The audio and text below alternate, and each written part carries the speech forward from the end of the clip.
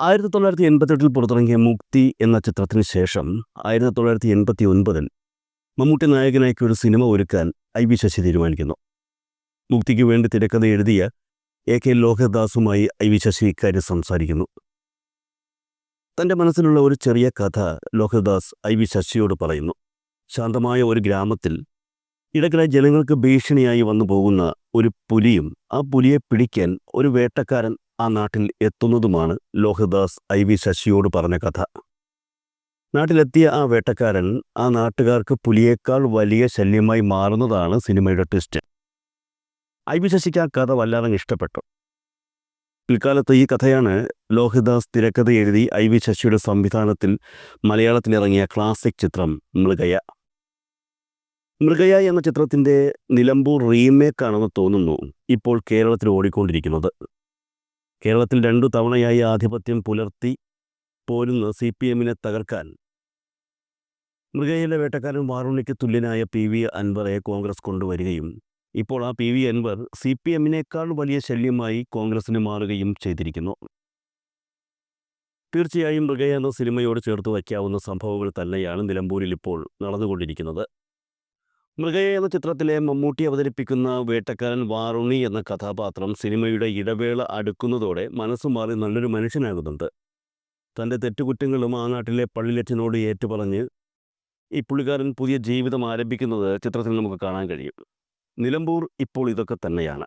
പക്ഷേ PV അൻവർ പുതിയ ജീവിതം ആരംഭിച്ചിട്ടുണ്ടോ എന്ന് ചോദിച്ചാൽ അതിനുള്ള സമയം UDF കൊടുക്കുന്നില്ല എന്നുള്ളതാണ്.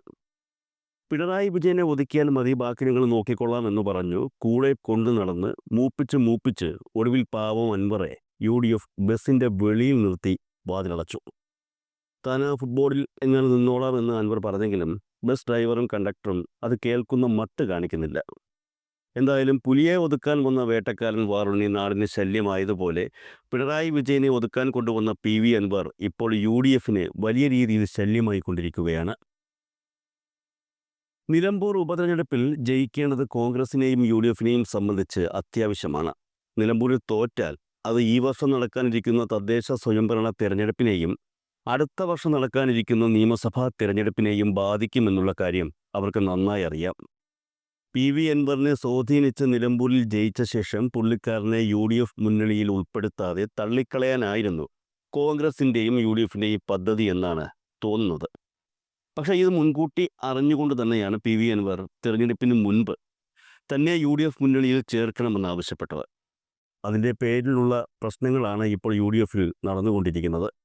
എന്തായാലും ഒരു കാര്യം പറയാതെ വയ്യ, UDF-ന് വിജയിക്കാനുള്ള എല്ലാ സാഹചര്യങ്ങളും നിലമ്പൂരിലുണ്ടായിരുന്നു. CPM നയിക്കുന്ന LDF ഭരണമുന്നണിക്കെതിരെയുള്ള വികാരം ഒന്ന്. സിറ്റിംഗ് MLA മുന്നണി മാറി UDF-ലെത്തുകയും LDF-നെതിരെ നിരന്തരം വിമർശനം ഉന്നയിക്കുകയും ചെയ്തത് രണ്ടാം കാരണം. ഇതൊന്നും പോരാഞ്ഞിട്ട് UDF സ്ഥാനാർത്ഥിയെ തീരുമാനിച്ച് 48 മണിക്കൂറുകൾ കഴിഞ്ഞിട്ടും LDF-ന് ഇതുവരെ സ്ഥാനാർത്ഥിയെ തീരുമാനിക്കാൻ കഴിഞ്ഞില്ല എന്നുള്ളത് മൂന്നാം കാരണം.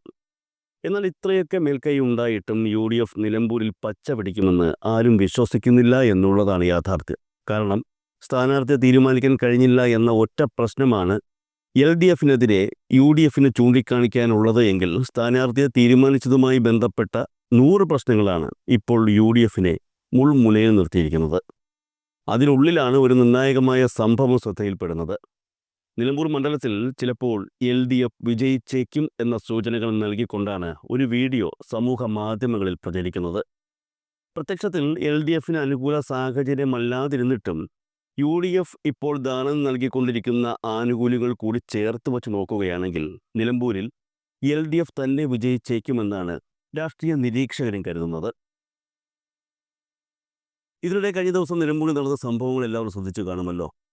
നിലമ്പൂരിലെ UDF സ്ഥാനാർത്ഥി പ്രഖ്യാപനത്തിന് പിന്നാലെ മുൻ MLA PV അൻവർ ഇറങ്ങി നിൽക്കുകയാണല്ലോ. ഈ സാഹചര്യത്തിലാണ് കോൺഗ്രസിന് കൂടുതൽ സമ്മർദ്ദം സൃഷ്ടിച്ച് തൃണമൂൽ കോൺഗ്രസ് പ്രവർത്തകർ ഇപ്പോൾ രംഗത്തെത്തിയിരിക്കുന്നത്. തൃണമൂൽ കോൺഗ്രസ് പ്രവർത്തകർ എന്ന് പറയുമ്പോൾ PV അൻവറുമായി ബന്ധപ്പെട്ട തൃണമൂൽ കോൺഗ്രസ് പ്രവർത്തകരാണെന്ന് എടുത്തു പറയണം. ഇവർ PV അൻവറിൻ്റെ കൂറ്റൻ ഫ്ലെക്സ് ബോർഡുകൾ നിലമ്പൂരിൽ സ്ഥാപിച്ചിരിക്കുകയാണ്. നിലമ്പൂരിൻ്റെ സുൽത്താൻ PV അൻവർ തുടരും എന്നാണ് അൻവറിൻ്റെ ചിത്രത്തിനൊപ്പം എഴുതിയിരിക്കുന്നത്. മലയോര ജനതയുടെ പ്രതീക്ഷ, ജനങ്ങൾ കൂടെയുണ്ട് എന്നൊക്കെ ബോർഡിലുണ്ട്. വഴിക്കടവ്, ചുങ്കത്തറ പ്രദേശങ്ങളിലാണ് ഇപ്പോൾ ബോർഡുകൾ സ്ഥാപിച്ചിരിക്കുന്നത്. അവസാന നീക്കം എന്ന നിലയിലാണ് ഈ പരിപാടി ഇപ്പോൾ അൻവർ നിലമ്പൂർ മണ്ഡലത്തിൽ നടത്തിക്കൊണ്ടിരിക്കുന്നത്. യഥാർത്ഥത്തിൽ ഇനിയുള്ള സമയമാണ് ഏറ്റവും പ്രധാനം. PV അൻവർ ഇതുവരെയുള്ള കാര്യങ്ങളെല്ലാം ക്ഷമിച്ച് UDFനൊപ്പം ഉറച്ചു നിൽക്കുമോ, അതോ പുള്ളിക്കാരൻ പിന്മാറി ഒറ്റയ്ക്ക് നിൽക്കുമോ എന്നുള്ളതാണ് ചോദ്യം. ഈ ചോദ്യത്തിന് ഉത്തരമാണ് നിലമ്പൂരിൽ ആര് വിജയിക്കുമെന്നുള്ളത്. നിലമ്പൂരിൽ ഉപതെരഞ്ഞെടുപ്പ് പ്രഖ്യാപിച്ച 24 മണിക്കൂറിനുള്ളിൽ UDF സ്ഥാനാർത്ഥിയെ തീരുമാനിച്ചു എന്ന് നേതാക്കൾ വീമ്പിളക്കി പറയുന്നുണ്ടെങ്കിലും അത് വേണ്ടായിരുന്നു എന്നാണ് സാധാരണക്കാരായ UDF പ്രവർത്തകരുടെ നിലപാട്. PV അൻവർ ഉൾപ്പെടെയുള്ള വിഷയങ്ങൾ തീർത്തിട്ട് വേണമായിരുന്നു സ്ഥാനാർത്ഥിയെ പ്രഖ്യാപിക്കേണ്ടത്. LDFനേക്കാളും മുന്നിലെത്താൻ വേണ്ടി സ്ഥാനാർത്ഥിയെ പ്രഖ്യാപിക്കുകയും ഇപ്പോൾ ആ സ്ഥാനാർത്ഥിയെ മാറ്റേണ്ടി വരുമോ എന്ന് പറയാൻ കഴിയാത്ത ഒരു സാഹചര്യത്തിലുമാണ് UDF നിൽക്കുന്നതെന്നുള്ള അഭിപ്രായവും സാധാരണ പ്രവർത്തകർക്കിടയിലുണ്ട്. അതിനിടയിലാണ് നമ്മൾ നേരത്തെ പറഞ്ഞ ആ വീഡിയോ സമൂഹ മാധ്യമങ്ങളിൽ പ്രചരിക്കുന്നത്. എന്തായാലും ആ വീഡിയോ നമുക്കൊന്ന് കണ്ടു നോക്കാം. ഈ ഗവൺമെന്റ് അതിശക്തമായി മുന്നോട്ട് പോകും. നിലമ്പൂരിലെ ജനങ്ങൾ ഈ ഗവൺമെന്റിനോട് കടപ്പെട്ടിരിക്കുന്നു. 2000-ൽ പരം കോടി രൂപയുടെ വികസനം ഈ നാടിന് സാധ്യമാക്കിയ മുഖ്യമന്ത്രിയും മന്ത്രിമാരുമാണ് ഈ വേദിയിലിരിക്കുന്നത്. ഈ വേദിയിലേക്ക് കടന്നു വരാൻ നിലമ്പൂരിന്റെ ജനങ്ങളെ പ്രേരിപ്പിച്ചതും ഈ ഗവൺമെന്റ് നൽകിയ പിന്തുണയാണ്. 2223 വീടുകൾ ഈ നിയമസഭാ മണ്ഡലത്തിൽ ലൈഫ് പദ്ധതിയിലൂടെ ഞങ്ങൾക്ക് നൽകാൻ കഴിഞ്ഞു.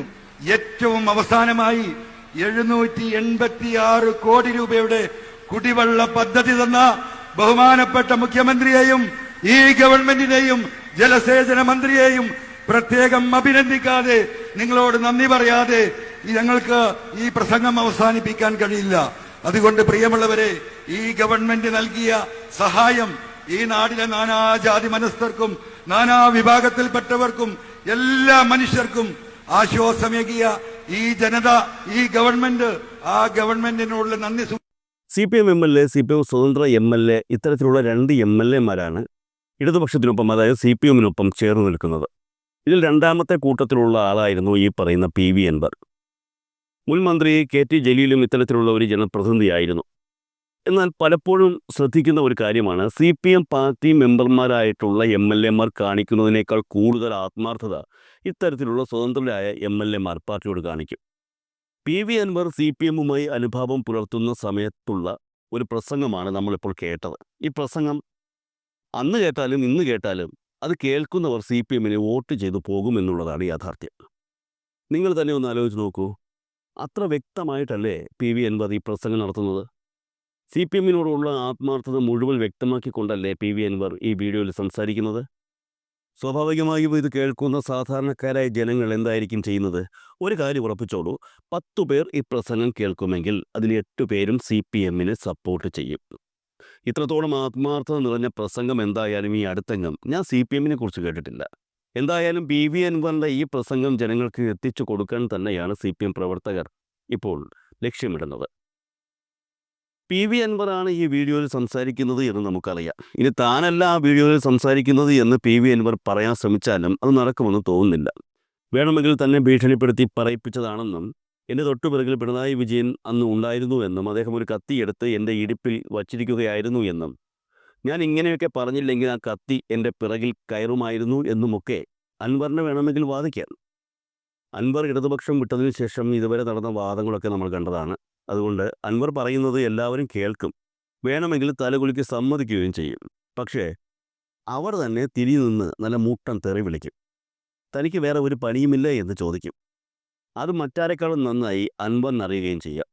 എന്തായാലും ഏതാനും മണിക്കൂറുകൾക്കുള്ളിൽ തന്നെ കല്ലും നെല്ലും തിരിഞ്ഞ് നെല്ലും പതിരുമൊക്കെ പുറത്തു വരും. അപ്പോൾ അതുവരെ കാത്തിരുന്ന് നമുക്ക് കാര്യങ്ങൾ കാണാം.